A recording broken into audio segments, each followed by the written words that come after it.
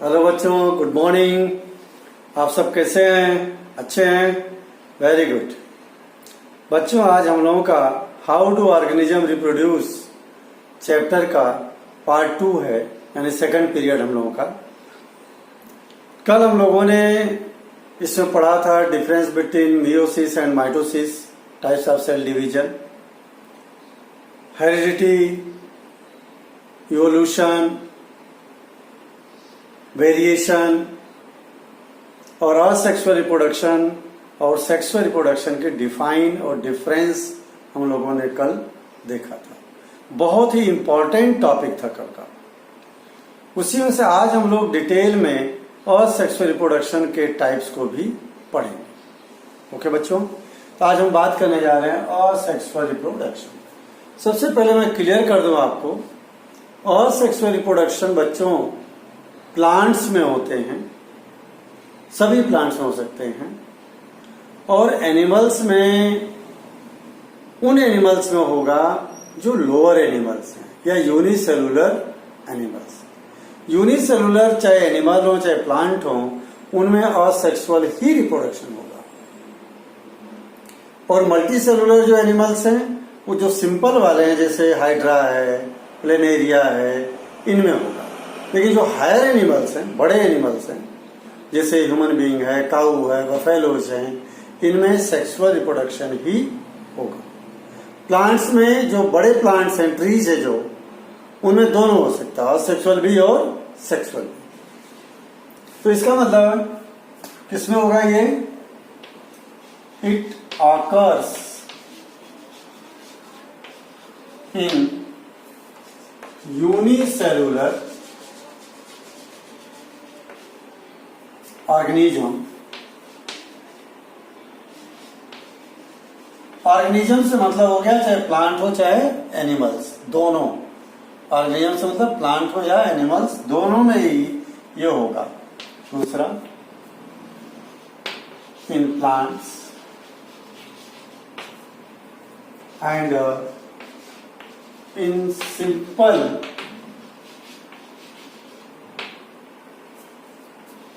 and lower animals। देखो मैंने categorise कर दिया सारा। It occurs in unicellular organism. Unicellular चाहे वो प्लांट हो चाहे एनिमल्स हो, उनमें सब में होगा ये, उनमें सब में होगा ये। दूसरा, इन प्लांट्स, प्लांट में होना ही होना है। And in simple and lower animal. Animals में कौन से? जो बिल्कुल सिंपल हैं, जिनकी बॉडी डिजाइन बिल्कुल सिंपल मल्टीसेलुलर है, और लोअर एनिमल्स, हाइड्रा, प्लेनेरिया, ये हायर में नहीं। तो हम बात करने जाते हैं इसके टाइप्स की। सबसे पहला टाइप है इसका फ्यूजन। कौन सा है? फ्यूजन। 6 टाइप्स का सेक्सुअल रिप्रोडक्शन, उसमें से हम लोग एक एक करके 1 बाय 1 करके पढ़ते जाएंगे। ओके बच्चों, तो फर्स्ट है फ्यूजन।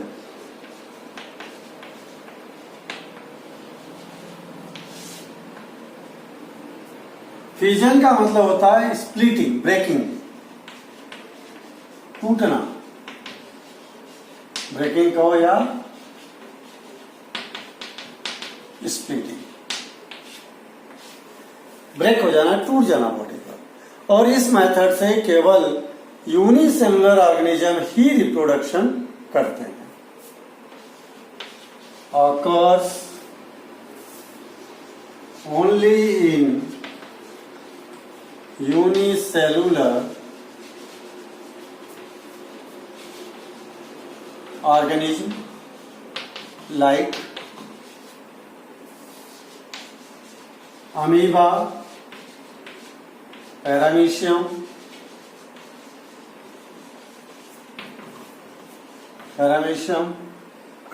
लिस्मानिया,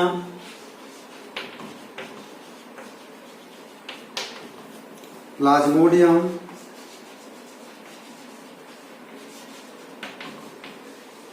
ये एक्सेट्रा। जितने भी यूनिसेलुलर ऑर्गेनिज्म हैं, उनमें सभी सब कैसे डिवाइड होंगे? फ्यूजन मेथड से। फ्यूजन दो तरह का, बाइनरी फ्यूजन और मल्टीपल फिजन। अपन एक एक करके देखते हैं।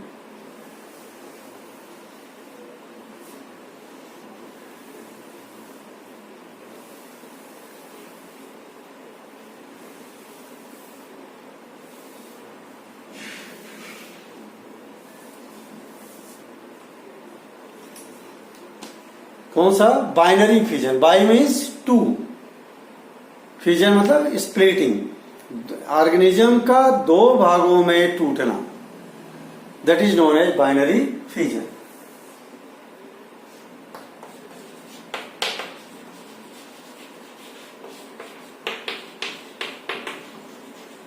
बाई मीन्स टू, फिजन मतलब टूटना, दो पार्ट में टूटना कहलाएगा बाइनरी फिजन। और इस मेथड से ऑर्गेनिज्म नॉर्मल कंडीशन जब रहेगा, इन्वायरमेंट फेवरेबल रहेगा ऑर्गेनिज्म में, तब ये डिवाइड होते हैं। और अनफेवरेबल कंडीशन हो गया तो मल्टीपल फिजन चलेगा। कैसे होगा एक एक करके देखते हैं। पहले मैं बाइनरी फिजन समझा दूं। बाइनरी फिजन में सपोज करो, मान लो ये अमीबा की बॉडी है,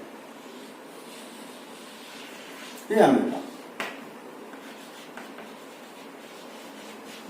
अमीबा में सबसे पहले क्या होगा, इसका nucleus will start to divide in two parts. इस तरह से इसका जो न्यूक्लियस है लंबा होकर के दो भाग में टूटना शुरू कर देगा ऐसे। और जो बाकी बॉडी है वो भी बीच में से श्रिंक होना शुरू कर देगी। और अंत में क्या होगा, दो न्यूक्लियस बन जाएंगे और धीरे धीरे बॉडी भी दो पार्ट में टूट जाएगी। और लास्ट स्टेज में दो अमीबा हमको अलग अलग मिल जाएगी। ठीक है, दोनों अलग अलग हो गए। तो ध्यान दें, सबसे पहले न्यूक्लियस का टूटना, the splitting of nucleus, dividing of nucleus is known as karyokinesis. तो सबसे पहले क्या होगा इन अमीबा में? Karyokinesis. First nucleus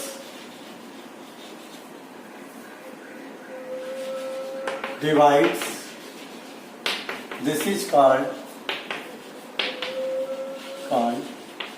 karyokinesis.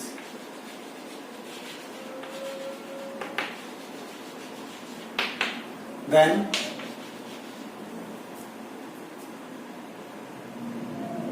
Cytoplasm,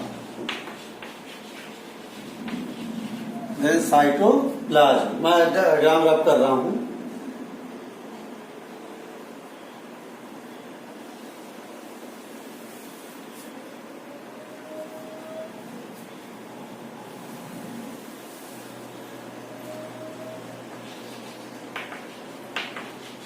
divide by shrinking, shrinking है कॉन्स्ट्रिक्शन वर्ड यूज करें।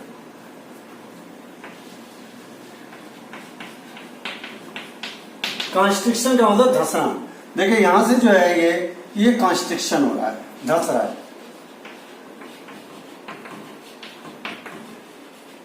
ये जो प्लाज्मा मेम्ब्रेन है ये क्या हो रही है?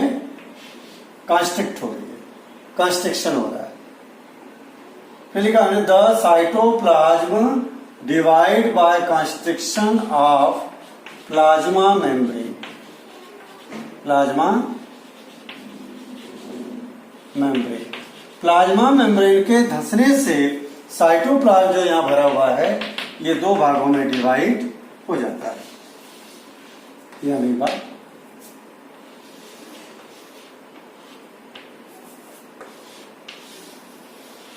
ये तो साइटोप्लाज्म के भी डिवाइड हो गया कितने पार्ट्स में? दो पार्ट में। The division of cytoplasm is known as cytokinesis. क्या कहलाएगा ये?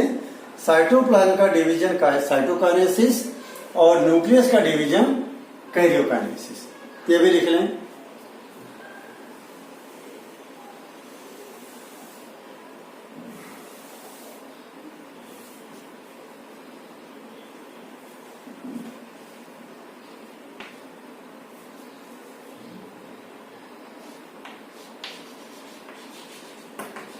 Division of cytoplasm is called cytokinesis.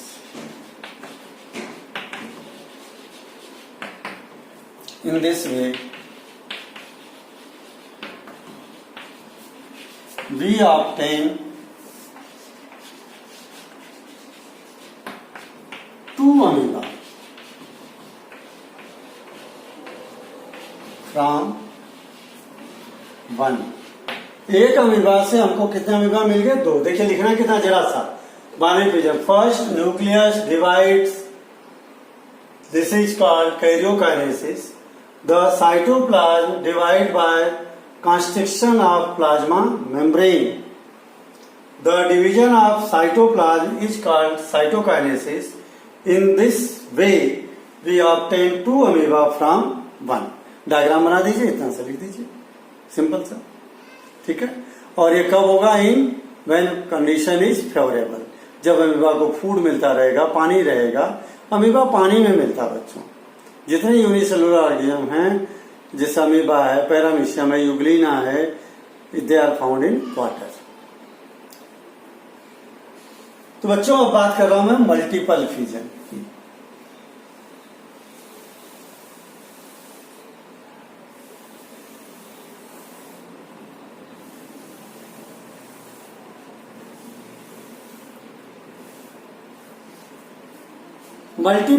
Multi means many. Multiple fusion का मतलब अगर एक अमीबा कई टुकड़ों में टूटे, कई सारे नए अमीबा बने, that is the multiple fusion. हमारे एनसीईआरटी के बुक में इसने प्लाज्मोडियम का एग्जांपल लिया है. प्लाज्मोडियम आप जानते हैं. प्लाज्मोडियम क्या है? आप जानते हो मलेरिया फीवर होता है किसकी वजह से? मॉस्किटो की वजह से नहीं.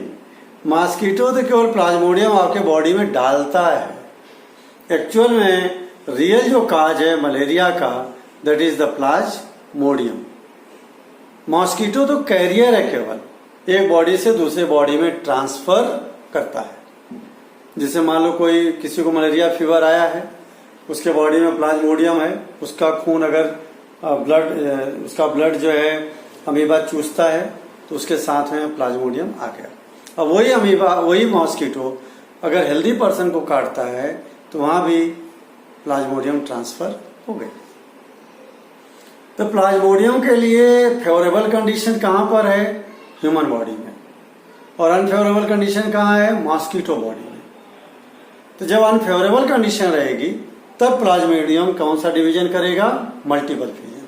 और जब फेवरेबल कंडीशन रहेगी, ह्यूमन बॉडी में रहेगा, तब वो भी बाइनरी फ्यूजन से ही डिवाइड होगा. अमीबा भी ऐसे ही.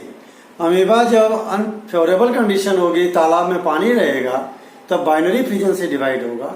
लेकिन जब अनफेवरेबल कंडीशन आएगी, यानी तालाब सूख रहा है, पानी खत्म हो रहा है, तब वो मल्टीपल फ्यूजन से डिवाइड होगा.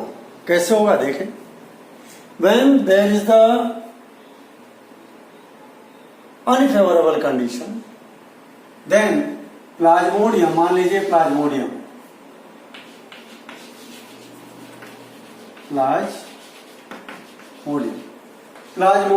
form a hard covering around it, that is known as cyst. cyst क्या करेगा बच्चों? प्लाज्मोडियम को अनफेवरेबल कंडीशन से बचाएगा. ये हार्ड कवरिंग होती है. खुद ही अपने अंदर से फ्लूइड छोड़ेगा, वही फ्लूइड बाहर जम जाएगा और हो गया सिस्ट. सिस्ट की वजह से इसको न तो हीट लगेगी, न तो गर्मी लगेगी, न तो ठंडक लगेगी, और ये प्रोटेक्ट हो गया.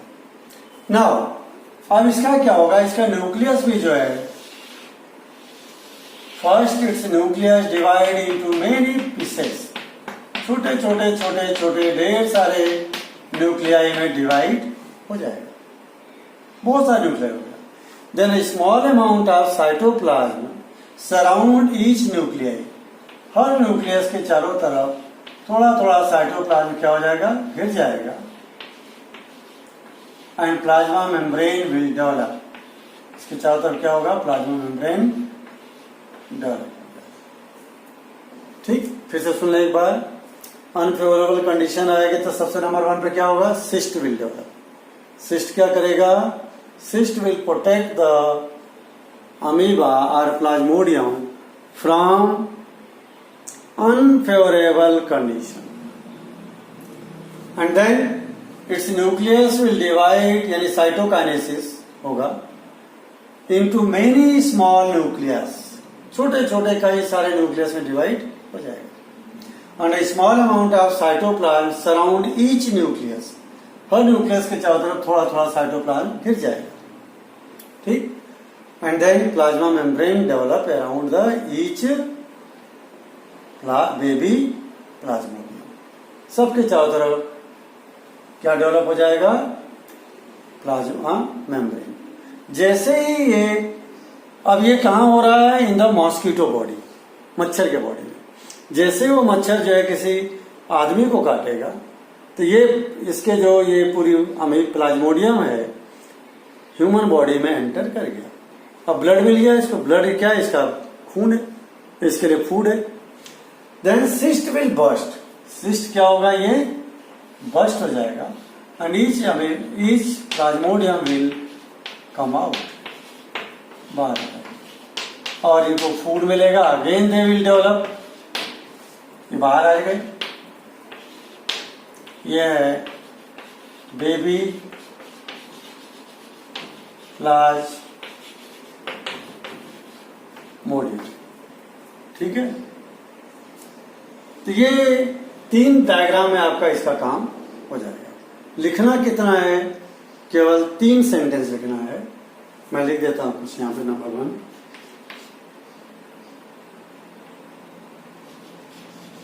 when unfavorable condition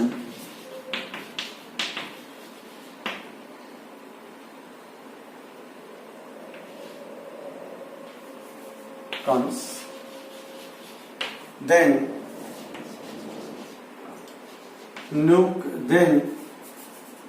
plasmodium for hard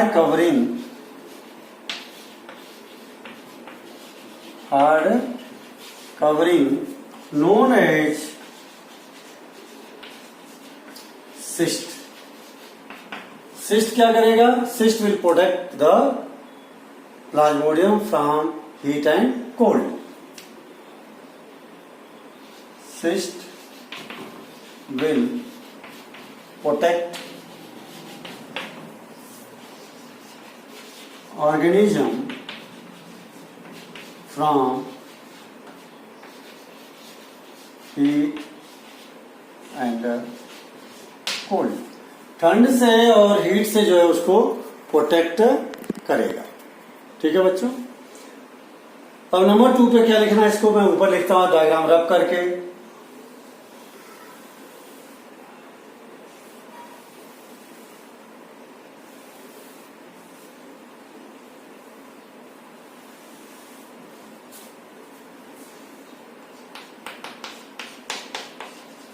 nucleus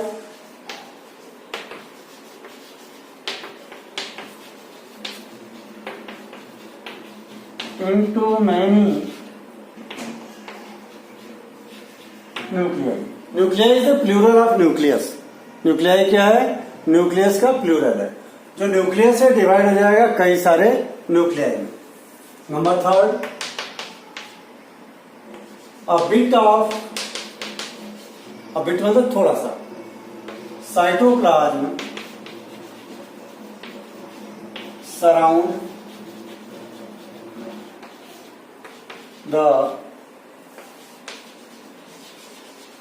nucleus and plasma membrane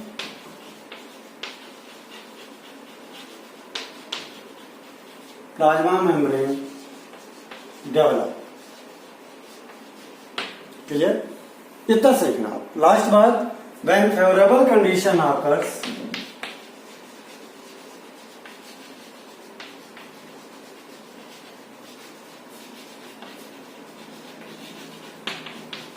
when favorable condition comes, cyst break down and baby plasmodium comes out.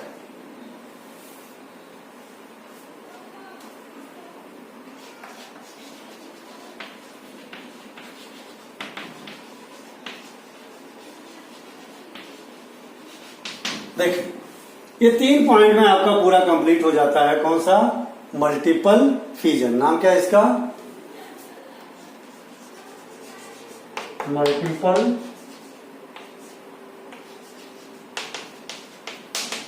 Fusion. Multi means many, multi means many. तो multiple fusion जब होगा उसके लिए 3 बातें लिखना। Number 1 हो गया when unfavourable condition comes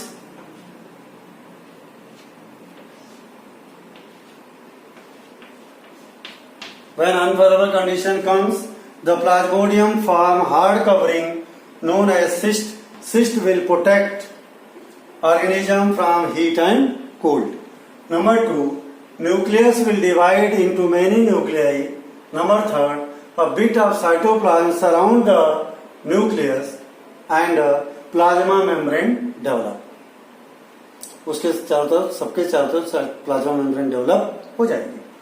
fourth, When favorable condition comes, favorable condition कब मिलेगी प्लाज्मोडियम के लिए? जब वो ह्यूमन बॉडी में जाएगा। Cyst break down and baby plasmodium comes out. Cyst टूट जाएगा और सारे बेबी प्लाज्मोडियम ब्लड में आ जाएंगे। अब ये सारे बाइनरी फ्यूजन करेंगे, इसलिए फटाफट इतना तेजी से डिवाइड होते हैं कि आपकी बॉडी उसको टॉलरेट नहीं कर पाती है और आपको बताती है कि बॉडी के अंदर कोई न कोई प्रॉब्लम है। उससे क्या होता है कि बॉडी बताने में टेम्परेचर बढ़ाती है, यानी जिसको फीवर कहते हैं। और ज्यादा प्रॉब्लम हुई तो वॉमिटिंग करना शुरू कर देगा, बॉडी पेन करेगी। ये सब सिम्टम्स बताएगी बॉडी, लक्षण बताएगी, जिससे आपको मालूम पड़े कि आपके बॉडी में प्लाज्मोडियम फल फूल रहा है। ओके बच्चों, यहीं पे मैं हमारे एनसीईआरटी के बुक में बाइनरी फ्यूजन लिस्मानिया का भी दिया हुआ है, उसको भी थोड़ा हम लोग समझ लेते हैं।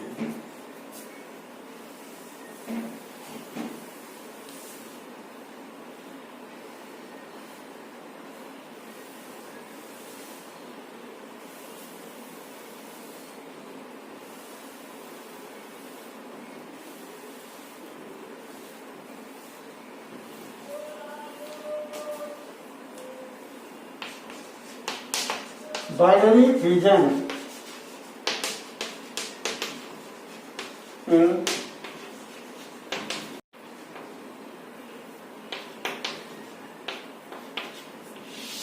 लिस्मानिया भी एक यूनिसेलुलर ऑर्गेनिज्म बच्चों। ये स्लीपिंग सिकनेस की डिजीज करता है हम लोगों की बॉडी में। इस तरह से इसका स्ट्रक्चर होता है।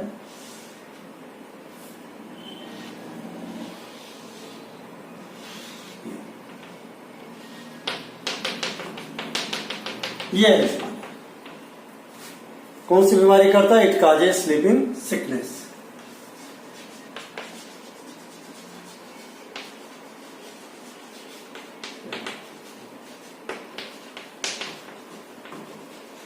हम लोगों के बॉडी में स्लीपिंग सिकनेस की बीमारी ये करता है। और ये जब डिवाइड होगा, मालूम है कैसे डिवाइड होगा? लॉन्जिट्यूडिनली, मतलब इसका फ्लेजेला, इसको बोलते हैं फ्लेजेला। फ्लेजेला की मदद से ये तैरता है, मूवमेंट में काम करता है। पानी में चलना है तो इसकी मदद से आगे बढ़ता है फ्लेजेला। तो ये कैसे डिवाइड होता है? लॉन्जिट्यूडनली। यहां से फटना शुरू होगा, बीचों बीच में से फटते फटते फटते 2 भागों में बट जाएगा। क्लियर? ताकि जब बटेगा तो ये थ्रेड भी जो देख रहे हो फ्लेजेला, आधा इसके साथ चला जाएगा, आधा इसके साथ। सिंपल लिखना, ज्यादा कुछ लिखना है। Leishmania divide लॉन्जिट्यूडिनली,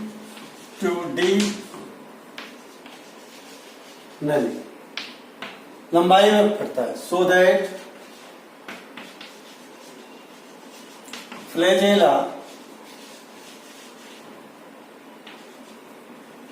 also divide in 2 parts, जिससे फ्लैजेला भी जो है 2 हिस्सों में डिवाइड हो जाए। तो बच्चों ये पूरा जो है बाइनरी फिजन की बात क्लियर हो गई हमारी, और मल्टीपल फिजन भी हो गया। अब हम इसके बाद अगली मेथड जो ले रहे हैं, that is the budding. That is the budding.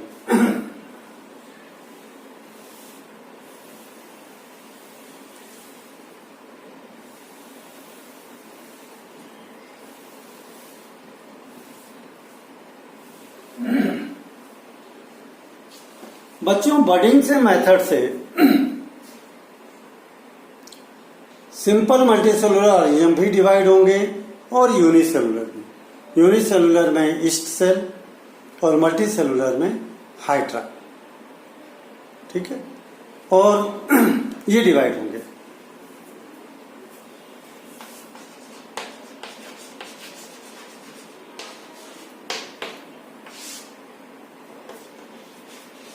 It occurs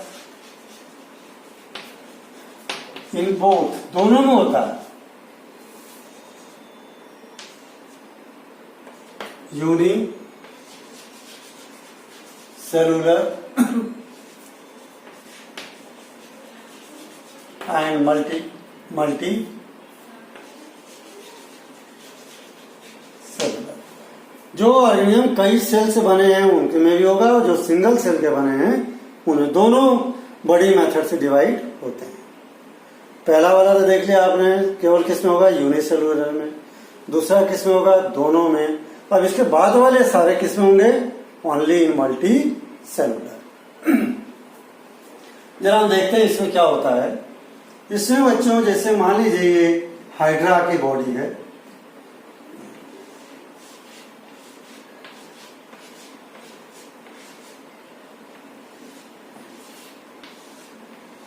ये हाइड्रा की बॉडी है। हाइड्रा क्या होता है, पानी में किसी स्टोन से अटैच होता है। ये हाइड्रा, ये स्टोन या लकड़ी कुछ भी हो सकता है। अब इसमें क्या होगा, इसके बॉडी में माइटोसिस सेल डिवीजन की मदद से एक बल्ब लाइक स्ट्रक्चर बनेगा यहां पे।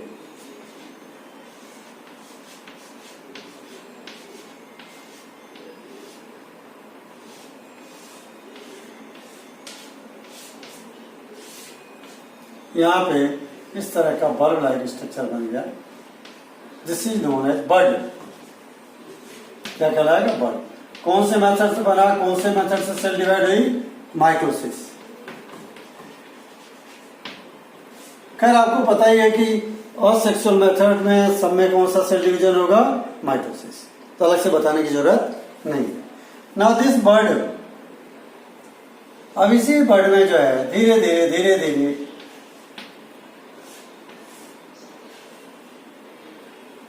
will turn into the baby hydra.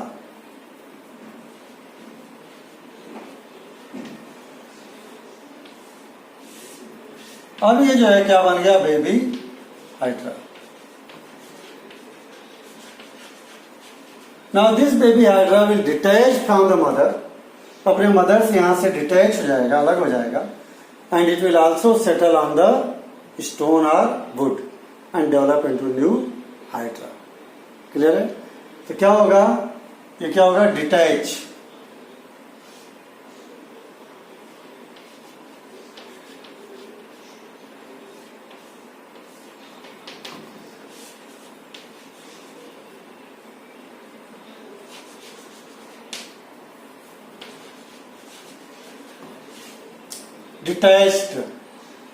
Detached हो जाएगा ये मदर से और अलग हो जाएगा ये, और ये डेवलप होकर के नया बेबी हाइड्रा बन जाएगा। धीरे धीरे धीरे धीरे फूड लेगा और बनता जाएगा। ये बच्चों बात हो गई हाइड्रा की। It occurs in both unicellular and multicellular, ठीक। In the hydra by mitosis cell division a bird like structure will develop. This bird will grow into the baby hydra. This baby hydra will detach from the mother and a new hydra is formed. बस ये 3 बातें लिखनी है। ये आप लोग लिख लोगे, मैंने सुना दिया, फिर से सुना देता हूं एक बार धीरे धीरे। By mitosis cell division bud like structure develop in the hydra. This bud like structure grow into the baby hydra and this baby hydra detached from the mother and form a new hydra। ये आप अपने आप sentence लिख लेना, 3 sentence गिने केवल। अब बात करते हैं हम लोग इसी में एक और,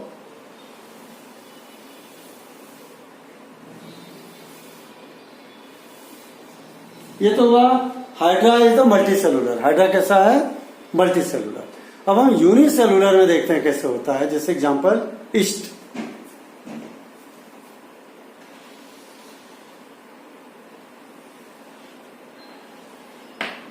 ईस्ट में क्या होगा? और bulb like structure develop from the east body. इसका प्लाज्मा मेम्ब्रेन जो है एक बल्ब लाइक स्ट्रक्चर बना देगा जिसको हम कहेंगे बल्ब।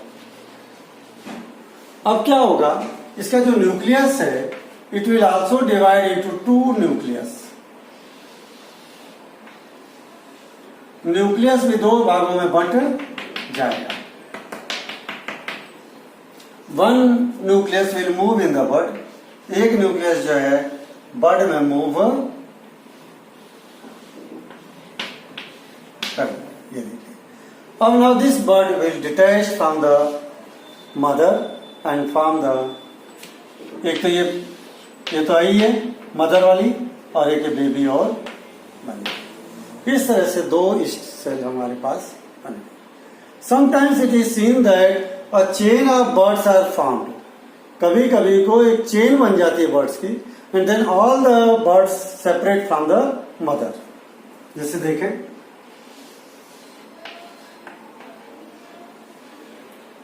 ये बर्ड बनी और इसी के ऊपर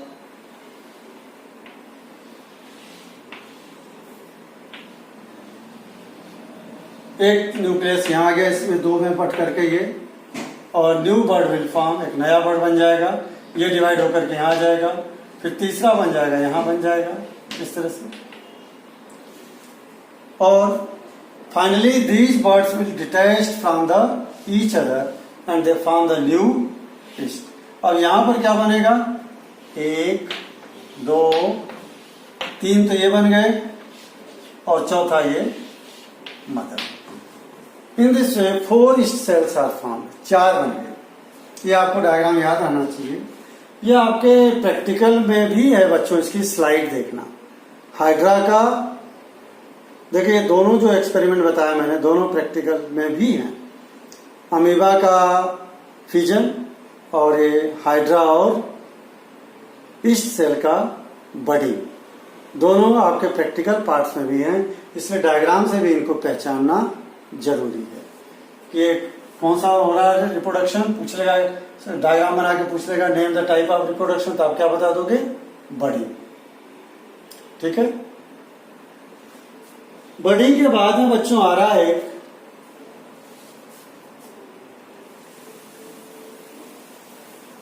थर्ड, स्पोर फॉर्मेशन।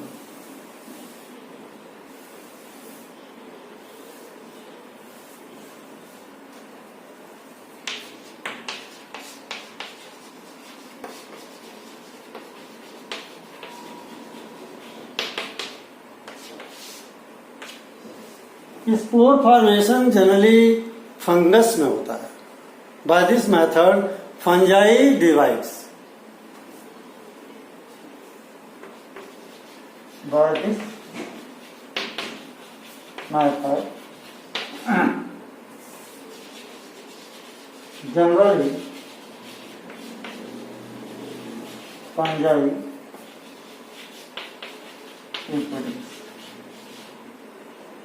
जो फंजाई है इस मेथड से रिप्रोडक्शन करती है। एग्जाम्पल के लिए Aspergillus fungus, bread mould, bread पे लगने वाली मोल्ड जो होती है, ब्रेड मोल्ड, वो भी इसी मेथड से डिवाइड होती है। होता है क्या, इसमें ध्यान दें। जिससे मान लीजिए ब्रेड, अगर नमी, बारिश का दिन है इन दिनों में, बारिश के दिन में अगर ब्रेड में थोड़ी सी भी नमी है तो आप देखना उसके ऊपर फफूंद लग जाती है, वो फफूंद ही फंजाई है। तो अगर उसको आप माइक्रोस्कोप से देखेंगे इस तरह का वो स्ट्रक्चर दिखता है। सबसे पहले मान लीजिए ये फंजाई है, तो ये क्या होगी, it will develop into the stock like structure, और यहां से रूट भी डेवलप हो जाएंगी बहुत सारी। This structure is known as hypha. The end of the hypha will develop into a bulb like structure known as sporangium.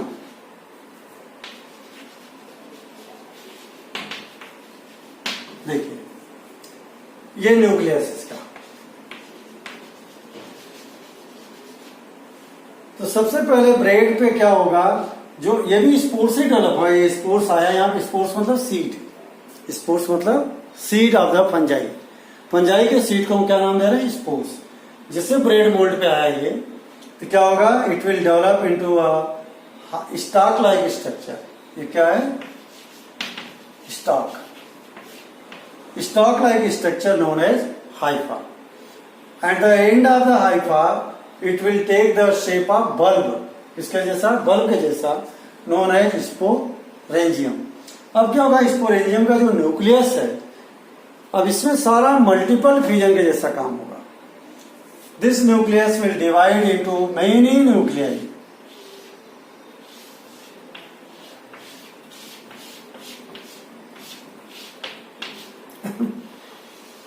ये क्या होगा, कई छोटे छोटे छोटे न्यूक्लियाई में डिवाइड हो जाएगा। यहां पर सेम वैसे ही, each nucleus is surrounded by a bit of cytoplasm. थोड़ा सा साइटोप्लाज्म इसके चारों तरफ घिर जाएगा, ठीक। And the spores are form and finally this sporangium get burst and all spores come in air and fly. सारे हवा में आकर के उड़ने लगेंगे हवा में। बच्चों, धरती का कोई कोना नहीं है, कोई जगह खाली नहीं है जहां ये स्पोर्स न हो। इनको ढूंढने की जरूरत नहीं है।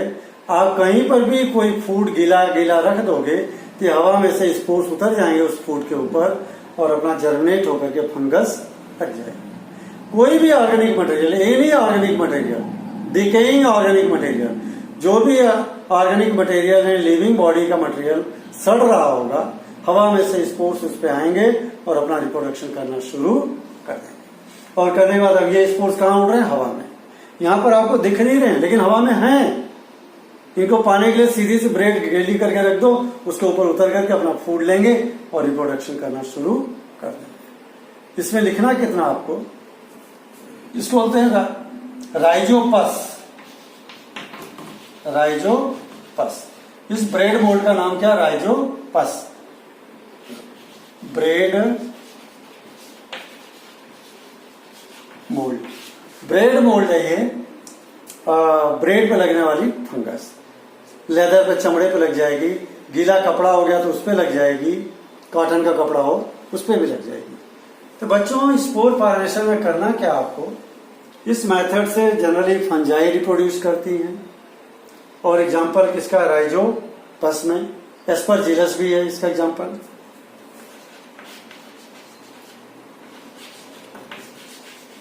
ये भी एक तरह की फंगस है, ठीक है। इसमें क्या होता है बताना है, spores come from the airs and sit on the bread mould and they germinate and form a stalk-like structure known as hypha. This hypha will form a bulb-like structure known as sporangium. The nucleus of sporangium divide into many nuclei. Around each nuclei, a bit of cytoplasm surround, and in this way, spores are formed. ये क्या बन गए, spores. Now the sporangium burst. And these spores come out and fly in the air. हवा में उड़ते रहेंगे। When they get favorable condition मतलब जब भी फूड मिलेगा इनको, they come on the food and develop in this way. इसी तरह से फिर से डेवलप होंगे।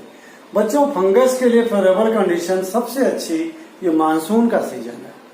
इन दिनों में फंगस खूब डेवलप होती है, ठीक है। तो बच्चों ये 3 टॉपिक हम लोगों ने देखा आज के पीरियड में, और सेक्सुअल का आधा पार्ट हम लोगों ने कंप्लीट किया और आधा पार्ट अगले पीरियड में कंप्लीट होगा। ओके बच्चों, हैव ए गुड डे।